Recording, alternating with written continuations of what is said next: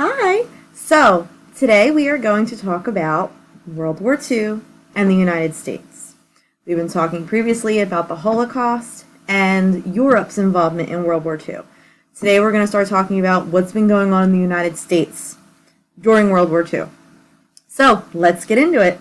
President Roosevelt officially proclaimed the United States neutral 2 days after Britain and France declared war on Germany. Despite this proclamation, however, he was determined to help the two countries as much as possible in their struggle against Hitler. If Great Britain goes down, the Axis powers will control the continents of Europe and Asia and Africa, and they will be in a position to bring enormous military and naval resources against this hemisphere. It is no exaggeration to say that all of us in the Americas would be living at the point of a gun. We know now that a nation that can have peace with the Nazis only at the price of total surrender. The people of Europe who are defending themselves do not ask us to do their fighting. They ask us for the implements of war, the planes, the tanks, the guns, the freighters, which will enable them to fight for their liberty and our security. There is no demand for sending an American expeditionary force outside our own borders. There is no intention by any member of your government to send such a force. Soon after the war began, Roosevelt called Congress into a special session to revise the neutrality laws. He asked Congress to eliminate the ban on arms sales to nations at war. Public opinion strongly supported the president. Congress passed the new law, but the isolationists demanded a price for the revision. Under the Neutrality Act of 1939, warring nations could buy weapons from the United States only on a cash and carry basis. This law was similar to the 1937 Neutrality Act, governing the sale of non-military items to countries that were at war. In the spring of 1940, the United States faced its first test in remaining neutral. In May, Prime Minister Winston Churchill asked Roosevelt to transfer old American destroyers to Britain, which had lost nearly half its destroyers. To protect its cargo ships from German submarines and to block any German attempt to invade Britain, the nation needed more destroyers. Determined to give Churchill the destroyers, Roosevelt used a loophole in the Neutrality Act that required cash for purchases. In exchange for the right to build American bases on British-controlled Newfoundland, Bermuda, and islands in the Caribbean, Roosevelt sent 50 old American destroyers to Britain because the deal did not involve an actual sale. The Neutrality Act did not apply. Widespread acceptance of the destroyers for bases deal reflected a change in public opinion. By July 1940, most Americans favored offering limited aid to the Allies. That spirit was hardly unanimous, however. The fact that people who wanted greater American involvement in the war and those who felt that the United States should remain neutral began debating the issue in the spring of 1940. At one extreme was the Fight for Freedom Committee, a group that urged the repeal of all neutrality laws and a stronger action against Germany. At the other extreme was the America First Committee. It was a staunchly isolationist group opposed to any American intervention or aid to the Allies. The committee's members included aviator Charles Lindbergh and Senator Gerald Nye. Closer to the center, the Committee to Defend America by Aiding the Allies, which journalist William Allen White headed, pressed for increased American aid to the Allies but opposed armed intervention. Assembled Congress hears the President and his promise to all people fighting aggression. We shall send you in ever-increasing numbers ships, planes, tanks, guns. That is our purpose, and our pledge. And the president's words meant action as billions of dollars worth of goods start to flow to embattled England and other allied countries. America became the arsenal of democracy, supplying supplies from the United States pouring into Britain to help crush the madman of Europe. We're in the war now, but all through 1941, we were in there on the side of democracy.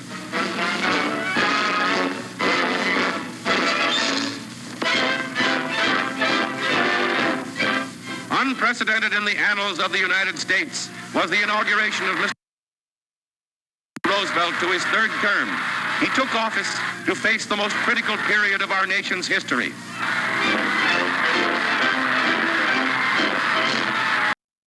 The heated neutrality debate took place during the 1940 presidential election campaign.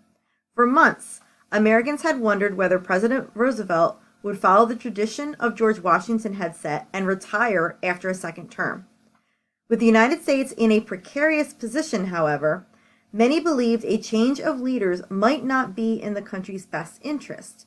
Roosevelt decided to run for an unprecedented third term. During the campaign, FDR steered a careful course between neutrality and intervention. The Republican nominee, Wendell Willkie, did the same, promising he too would assist the Allies but stay out of the war. The voters re-elected Roosevelt by a wide margin, preferring to keep a president they knew during this crisis period. With the re-election over, Roosevelt expanded the nation's role in the war. Britain was fighting for democracy, he said, and the United States had to help. Speaking to Congress, he listed the 4 freedoms, which both the United States and Britain stood: freedom of speech, freedom of worship, freedom from want, and freedom from fear. By December 1940, Great Britain had run out of funds to wage its war against Germany. Roosevelt came up with a way to remove the cash requirement of the most recent Neutrality Act. He promised the Lend-Lease Act, which allowed the United States to lend or lease arms to any country considered vital to the defense of the United States.